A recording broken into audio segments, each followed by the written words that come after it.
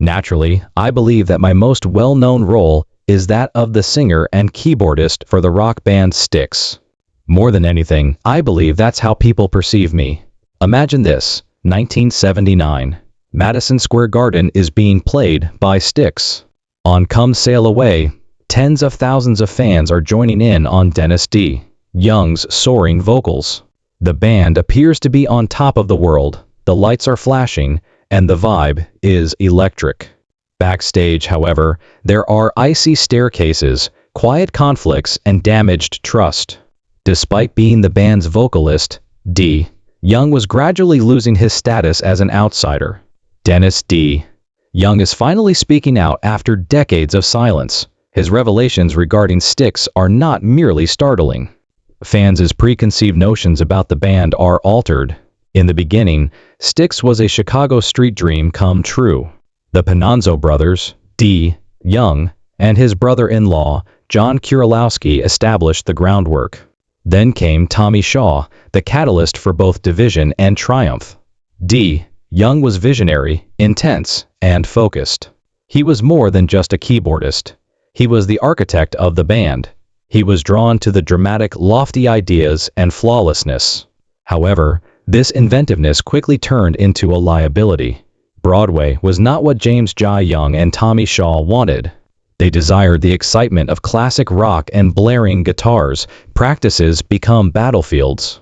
Decisions became arguments. The war behind the harmony on stage was concealed. 1983. At the brink of change and devastation were Styx. Dennis DeYoung was doing more than just writing music when Kilroy was around. His creation was a rock opera, a theatrical protest against conformity and censorship. Dramatic, intellectual, and heavily synthesized, it fulfilled DeYoung's every wish. For James DeYoung and Tommy Shaw, however, it was like an unwaking nightmare. By creating intricate stage performances, writing dystopian characters, and insisting on theatrical acting from bandmates who never signed up to be performers, DeYoung gave Kilroy his all. In particular, Tommy Shaw felt stifled, not just in terms of creativity, but also in terms of sunniness. He was once the group's rock and roll firebrand, but now he was wearing a costume, miming out DeYoung's futuristic visions while repeating lines from a script under glaring lights. Backstage, the tension was explosive. Shaw reportedly grew sullen and reclusive, losing the ability to identify the band he used to adore. He fell into a deep depression. Young's frustration with DeYoung's fixation on control intensified. Rehearsed arguments replaced what ought to have been rehearsals. Soundchecks were like battlegrounds. Every show is a staged act. The fans were perplexed. There were differing opinions among critics. Styx was burning inside, and not in a good way. They performed as a cohesive group on stage.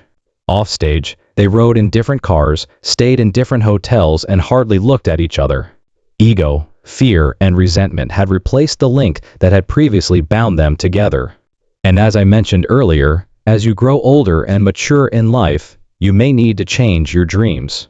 If a particular dream isn't working for you, you'll know it since during the tour. Everything blew up. Arguments became acrimonious. Physical altercations almost broke out. Shaw was too creatively and emotionally stifled to handle it any longer. In addition to leaving the album, he left the band. It was a harsh and quick divorce. Kilroy was designed to take Styx to a new level of creativity. Rather, it split them in two. The band's disintegration was signified by the album that represented DeYoung's artistic aspirations. DeYoung's larger-than-life vision, which once made Styx bold and distinctive, now turned him into a target. Dennis DeYoung stood alone in the aftermath, not as a leader or a hero, but as a guy who was held accountable for ruining the exact thing he helped create. By the late 1990s, fans were talking about it non-stop. There were rumors of a Styx reunion going around, and fans, particularly Dennis D., were itching to see the original lineup get back on stage. Young, he had, after all, been the original visionary and the band's heart and soul. Now that he was well enough to return, DeYoung firmly felt that the time had come to restore the fraternity. He hoped and waited. However, the events that followed would obliterate any faith he could have had in the individuals he had previously referred to as friends. Behind closed doors, Tommy Shaw and James DeYoung decided to continue Styx without its originating voice, rather than answering the phone or lending a helping hand. Furthermore, they brought on a new frontman. Someone who could sing Dennis's songs note for note, mimic his theatrical motions, and mimic his distinctive voice. It had nothing to do with invention, it has to do with replacement. It was corporate, calculating, and cold, and it was like a dagger to DeYoung. The fans were taken aback. The headlines seemed deceptive.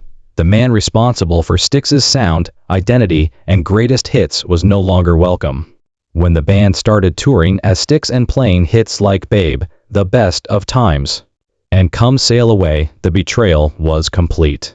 All of them were written or co-authored by DeYoung, and not a single credit is given to the author, and youthful. Alone at home, he watched it all unfold from the sidelines. He is still recuperating from his sickness. Some people still mistakenly think that they would call and act appropriately. Rather, he was viewed as a burden, a problem, and a name they no longer required. He made an effort to connect and comprehend, but there was no space for harmony or desire for a solution. In the 1980s, what had begun as artistic disagreements had evolved into a passionate blood feud. Soon after, there were legal conflicts involving Mint's use of the name, songwriting credits, and performance rights. And further layer of resentment was added with each lawsuit and lawyer's letter. Interviews became bitter. In the press, terms like delusional, control freak, and ego were used. The harm could not be undone. Thus, as the band ushered in a new period with a well-manicured image, Dennis DeYoung was forced, not voluntarily, into the shadows. In real time, his once loud and luminous legacy was being rewritten with quiet, instead of truth. The betrayal was more than simply a professional one for DeYoung. It would haunt him for decades and was intensely, painfully personal. Dennis DeYoung was caught up in a silent battle against his own body, as well as his former bandmates. While Styx's name kept packing venues, his life came to a horrifying halt in the late 1990s when he became ill with an unexplained ailment. His heightened sensitivity to light made it impossible for him to record, perform, or even leave his home without experiencing nausea and confusion. Months went by literally in the dark. Lights out, blinds closed, music turned down. That's when it occurred. The remaining members of Styx made a choice that broke him when he was at his weakest and most exposed. Without him, they continued on. He wasn't simply abandoned, someone took his place. The machine continued to run while he lay in recovery, emotionally and physically shattered. His identity, his face, and his voice were marginalized and shoved into the background. And that pain was much more profound than any sickness. The momentum-driven music industry didn't wait for him. Agents ceased making calls, the promoters abandoned him, locations canceled their individual plans. Once common on mares, his name was now seen as excessively complicated and dangerous. In his own story, he went from being the main attraction to a ghost. It wasn't only a professional treachery. It was so intimate. He was treated as though he were disposable by those who had formerly been like brothers. He was also compelled to observe from the sidelines as the Styx brand flourished without him. Without appreciation or acknowledgement, his legacy paraded around. Depression began to set in. Emotional collapse, bewilderment, and fear weighed heavily on his marriage. He allegedly refused to get out of bed on certain days. Once his savior, music now causes him sorrow. It felt like reopening wounds to even play the piano. However, Dennis DeYoung doesn't break easily. As time went on, he started to retaliate through art rather than litigation or resentment. Slowly, he started writing again. Initially, he created stories that mirrored the heartache he experienced, tried his hand at theater, and wrote new songs. Creativity emerged from suffering. Resilience emerged from treachery. The scars were still there. There was still a weight to his remarks when he spoke in public years later. The burden of having something he created with his own hands erased. Even if his condition has subsided, the memories of being abandoned when he was at his most vulnerable and shattered has never fully recovered. Styx pushing Dennis DeYoung aside did not put out his fire. All it did was redirect. However, the same passion that made him a master on stage turned against him in private. His war extended into boardrooms, production meetings, and even his own house once Styx was no longer his battlefield. When record label executives asked him to temper his dramatic edge, he fought them to control his solo image. He declined. He was described as unmanageable by one executive. Producers who worked on everything from theatrical shows to studio albums frequently left feeling exhausted and demoralized. Not everyone could keep up with him since he gave the same passion and devotion to love, and care to every song, lighting cue, and wardrobe. In the 1990s and the first part of the 2000s, D jumped into musical theater. Young wanted to change who he was. The Hunchback of Notre Dame, his rock musical, developed a cult following, but rumors circulated about taxing rehearsals, rewrites, and DeYoung's resistance to guidance. While some found his vision intolerable, others admired it. Frequently, collaborations ended in dissatisfaction. Compromise seemed like betrayal to DeYoung. The disputes continued outside the stage entrance. Long-suppressed grievances about money, inheritance, and professional decisions started to come to the surface inside his family. Arguments centered on loyalty, business choices, and who actually backed him. He became completely consumed by his intense preoccupation with leaving a lasting legacy and being remembered properly. Sometimes it took precedence above everything else. One moment he could be affable and charming, the next icy and combative. Close friends started to distance themselves. Some ceased answering their phones. Unable to watch him descend further into loneliness, others silently withdrew. Those who stayed witnessed a guy battling ghosts, the industry's apathy, the silence of once trusted partners, and the betrayal by Styx. The more he shouted for attention, the more isolated he became. DeYoung found himself alienating the very people who had supported him in his quest to shape the tale of his own life. The fight for musical appreciation had evolved into something more. It was a war worth remembering, hearing, and seeing. Furthermore, it had a price that no gold record could cover. As of right now, Dennis DeYoung finds himself at an odd fork in the road.